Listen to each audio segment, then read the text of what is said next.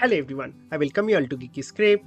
Today I am going to show you how you can take user input from a Java program on Visual Studio Code. So in my previous videos I have already showed you how to set up your Java on Visual Studio Code. Now let's see how you can take user input. So I have already created a sample Java program which is simply going to ask to provide your name. So we are going to capture that on this name variable. And then it will ask to provide your age. Again, that we are going to capture on our age variable. And finally, we are going to show that output. So very simple user input program. Let's see how I can capture this user input on Visual Studio Code. So for that, first what you need to do is you need to install Code Runner. So you go to extension and you search here Code Runner. And that will give you this Code Runner extension. So that is what you need to install. I have already installed, so that's why it is showing for me installed. And to install this first, once you do that, next thing that you need to do is you need to go to the settings, and then you need to go to again settings over here. So that will open this window. Here to type run in terminal.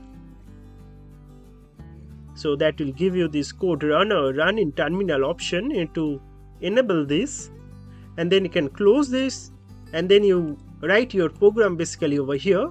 Then you save this file, and now as you click on this run button, you can see now it is running on our terminal, not in traditional output window.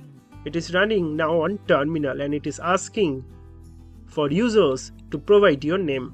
So I'll provide my name as Geeky Script and my age, and I'm going to hit enter, and bingo, you're going to get that output. Hello Geeky Script, you are 26 years old.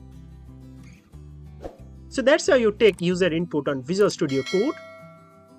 Please do subscribe our channel Geeky Script and join our community. That's going to really motivate me to make more this similar kind of videos. And if you're interested on Python, I highly recommend you to follow the School Python project playlist. So all these videos you can see are completely free. You will be able to know how to create this beautiful rock paper scissors game, or converting a .py file to an executable file, or even creating a resume builder, or removing background of an image, that too programmatically. Just imagine, you'll be able to also create your very own QR code, and all that you can see. So do check out this playlist. I'm sure you're going to love them. And if you're interested on WordPress, so for that also I have this playlist. So do check all these different videos and let me know on our comment sections whether you are liking our video. And don't forget to subscribe our channel. So that's basically all about this video. Thank you very much for watching this video, and God bless you all.